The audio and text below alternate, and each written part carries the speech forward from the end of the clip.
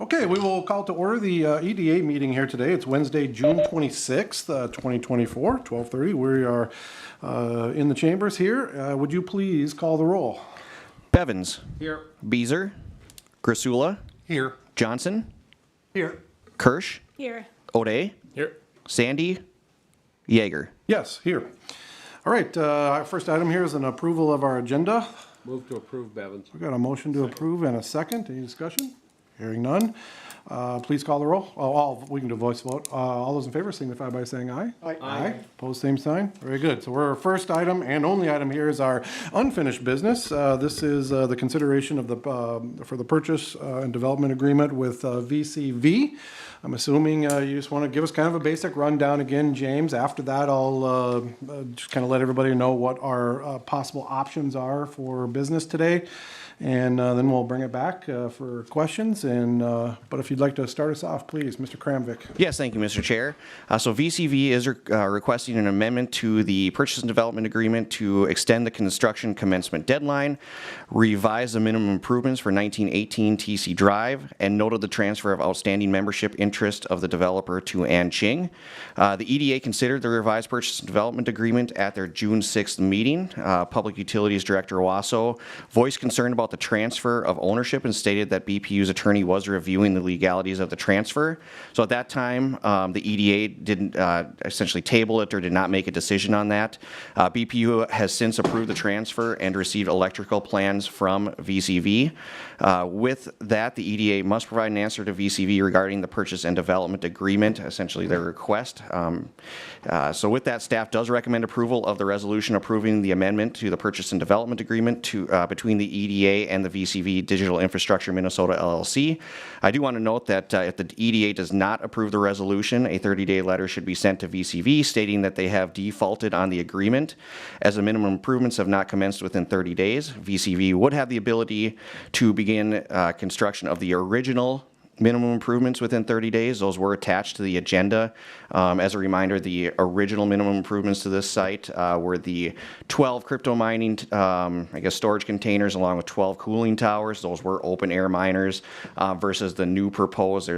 There's more units in there. They're longer units, but also utilizing immersion technology.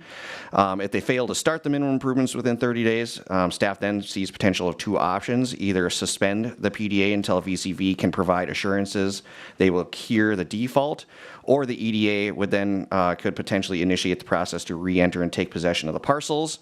And just want to note that upon taking a possession of the parcels, the EDA shall use its best efforts to sell the parcel in such manner as the EDA shall find feasible to a qualified and reasonable party who will assume the obligation of making or completing the minimum improvements.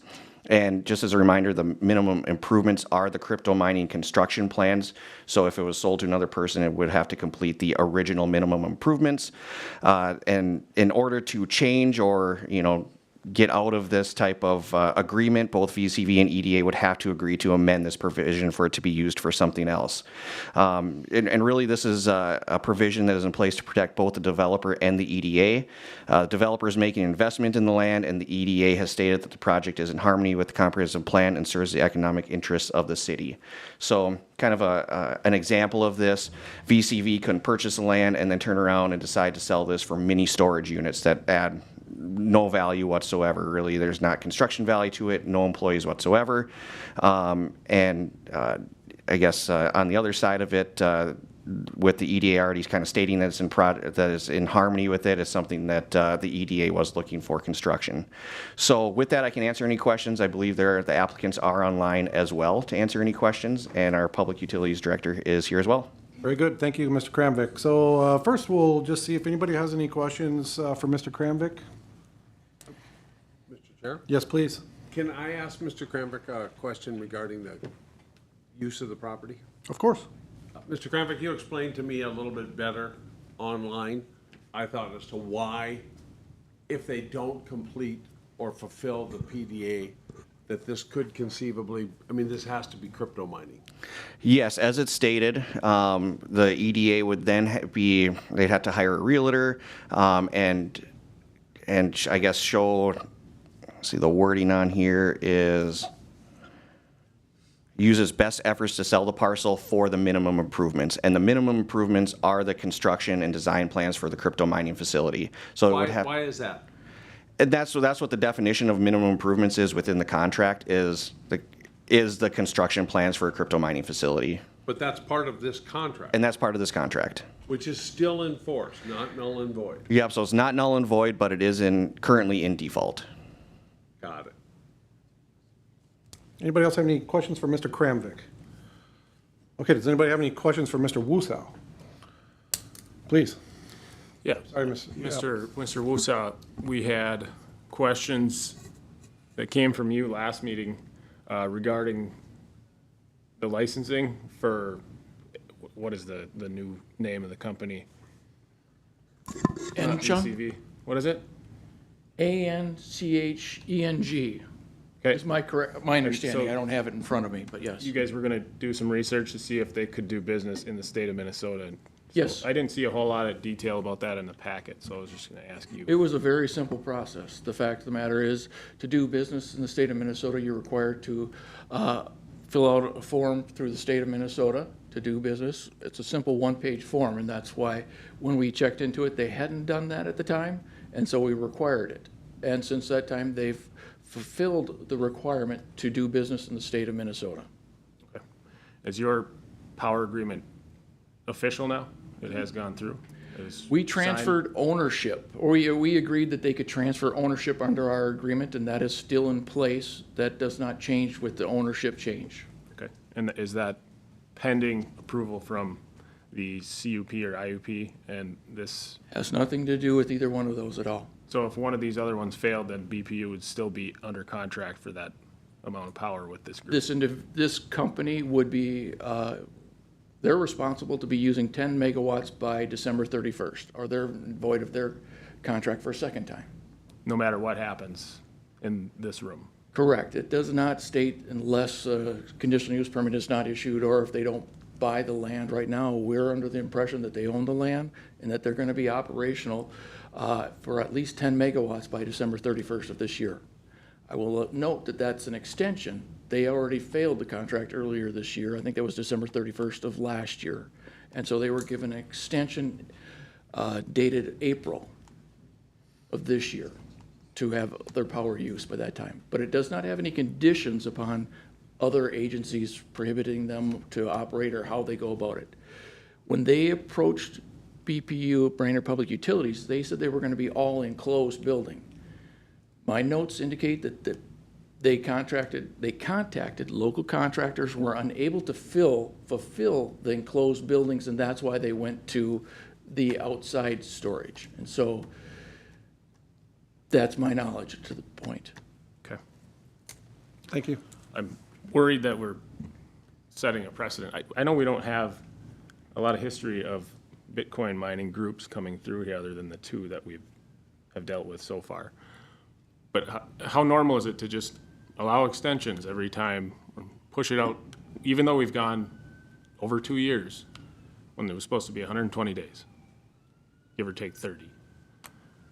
It's setting a precedent saying that our policies and codes don't really mean anything.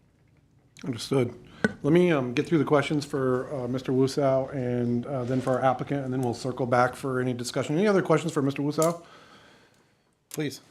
So if I'm understanding correctly, in this request to renew the purchase agreement, they're wanting to double the amount of the storage containers, and I believe it's stated that they're doing that because they need that excess ability to harness power to meet the agreement with BPU. Can you explain that a little bit more? And I guess I have a follow-up question then for James too, because if we're approving the agreement with doubling these units, then are we obligated, should they default, or if we need to find another developer, then is that tied into those minimum improvements, and now we're responsible for finding a developer that can meet that demand? So I guess it's a two-part question if Mr. Kramvik? Yeah, I'll start with Staff, that. please, yeah. Yeah, if the EDA does accept the revised minimum improvements, then essentially the land would be locked in for that new, I guess, the new construction plans, which would be the larger units. It does go from kind of these cooling towers, I think, that utilize water and open air mining to immersion technology. So there is somewhat of a benefit there, noise-wise.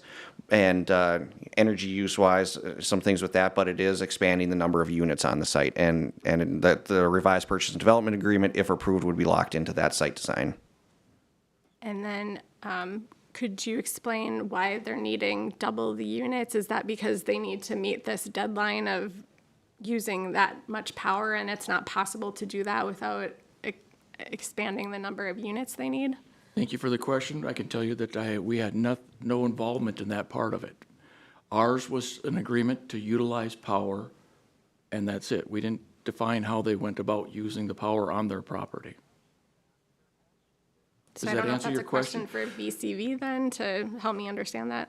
They could potentially answer that, but that's what I was told in order to meet BPU's requirements. Ours is just a strict power usage, and they're up to 25 megawatts, not the 10 minimum that they have to be by the end of the year. But the agreement is for up to 25 megawatts, similar to the agreement that we have with Just for Kicks or JFK. How they go about using it on their property, we know it's for crypto mining, but other than that, we don't tell them what size equipment they have to have or anything in that agreement. So it sounds like it might be a question for the applicant, so Yeah, I we'll see if we guess- can get our applicant on. Yeah, I mean, my here. concern is that if we do move forward with the revised agreement, then we're locking it into that, and I don't know how feasible that is for another developer, and it seems like if they can't even fulfill the minimum of the agreement that we initially set in place, I hesitate to want to expand it further. So, yeah, I guess I'll let BCV speak to that. Very good. Do we have any other questions right now for Mr. Kramvik or Mr. Wusso? Okay, can we see if we have our applicant online? Yes, I can. This is Jerry from VCV. Very I can good, answer Jerry. the question about. Thank you Good, how are you? thank you for joining us today. So I'm going to open up a couple questions here, if you don't mind, Jerry. Thank you. Go ahead. Please. Yeah, so just to restate, so the request is to revise the purchase agreement to expand it to, I believe, 26 units from the original 12. And my reading in the packet was that was to meet the requirements or meet the demands of BPU. So is that just, you need that number of units in order to meet the usage agreement with BPU? The direct answer is no. The minimal usage, I think Mr. Uso mentioned I forgot is 10 or 15 megawatts. However, the Anchan, this is how they pronounce their name. The purchase, they have a desire to use all the 25 megawatts that's available today from BPU. That's really the rationale they're requesting that. Now, the original design on the south parcel, there are two parcels that we purchased, north parcel and south parcel. That's to accommodate 50 megawatts. We were originally given 50 megawatts by BPU. So because the north parcel is much bigger than the south parcel, we allocated only a third of the power to the south parcel. So that's why the original design had less power than half of the, I guess, the 50 megawatts. So now, if we were to use, or Anchan desires to use the entire 25, and because the north, they want to develop the north parcel into a building, but they do want to use the entire 25 that's available to them. So they want to fit all that into the south parcel. That's the rationale. Okay, thank you. Do we have any Sure. other questions for our applicant here? Okay. Any other questions for one more call for James or for Mr. Wusso? Okay, very good. So we're going to bring this back for discussion. Before I do, I just kind of want to just lay basic outline of what we're going to try to do today. Today, I would like for us to come up with one of two decisions. The first decision being to approve the amendment to the agreement. That would be decision number one. Our second option here would be to direct staff to send the 30-day default letter. I would like for us to take action today in some direction or another. And because we are split, which I've noticed, 1, 2, 3, 4, 5, 6, I'm not going to let us out of here with a split vote. So in the case of a split vote, we're going to sit here and talk through this until one of us reverses a position so that we can give the applicant, all of the people that are in the house, as well as everybody involved, a decision today before we leave. So with that being said, I'm going to bring it back to us for discussion, and we'll talk through this a little bit, and when somebody's ready to make a motion one way or another, I'll certainly hear it. So thank you everyone who's here, and thank you for helping us understand the dynamics. So now it's back to us.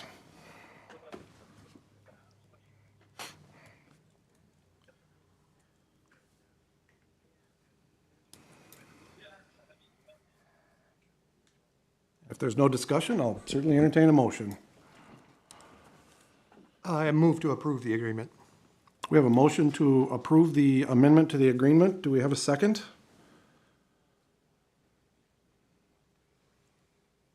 One more call. Do we have a motion, or do we have a second to the motion of approving the agreement? We do not. So, do we have a second motion? Let's try the opposite, Mr. Chair. I move to deny the agreement. All right, we have a motion to deny the agreement, which would direct staff to send the 30-day default letter. Do we have a second on that? Second. We have a second. Do we have any discussion? I'm just wondering if there's a third option where we can approve the extending the original agreement, but not get locked into tying the additional units into the minimum requirements.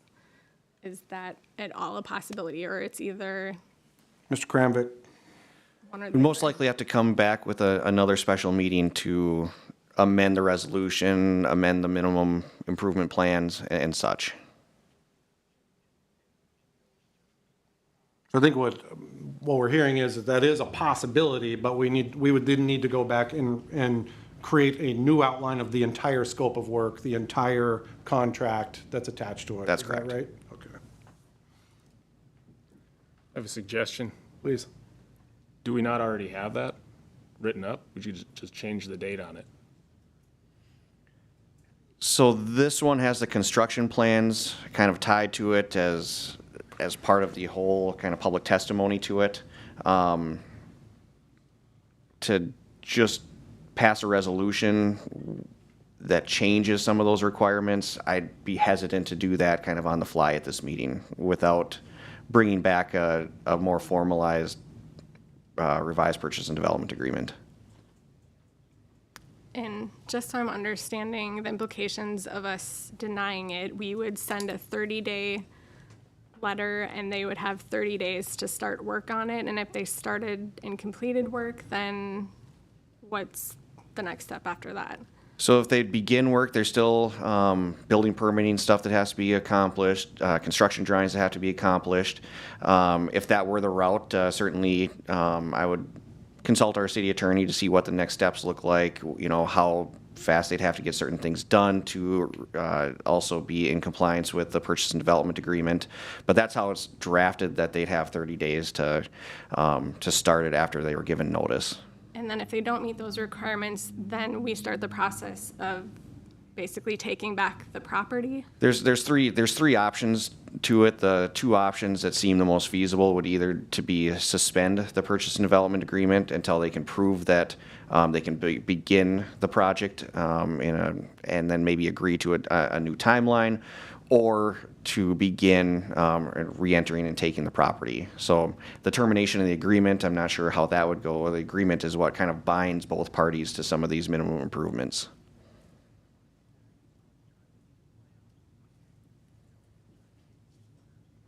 Any other questions, Mr. Kramvik? All right, we have a motion and a second here. Do we have any further discussion? Again, the motion is to direct staff to send the 30-day default letter. All right, we'll go by voice vote here. Please call the roll. Every reminder that if you're voting yes, you are voting yes to send the default letter. If you're voting no, you're voting against that motion. Please. Bevins, Yes. Grasula, Yes. Johnson, No. Kirsch, Yes. O'Day, Yes. Yeager. Yes. All right, motion carries to direct staff to send a 30-day default letter. James, will you just kind of give us a brief overview of what next steps are going to happen for the gallery and for all the people in the house? Yeah, so next steps is tomorrow staff will send out the letter stating that that they're in default of the purchase and development agreement. At that point, I'll certainly consult our city attorney to figure out next steps and you know, if questions are asked, I can answer those, but there'll be more to come on that. Very good, thank you. All right, with that, we'll be looking for a motion to adjourn. So moved. Got a motion and a second. All those in favor signify by saying aye. Aye.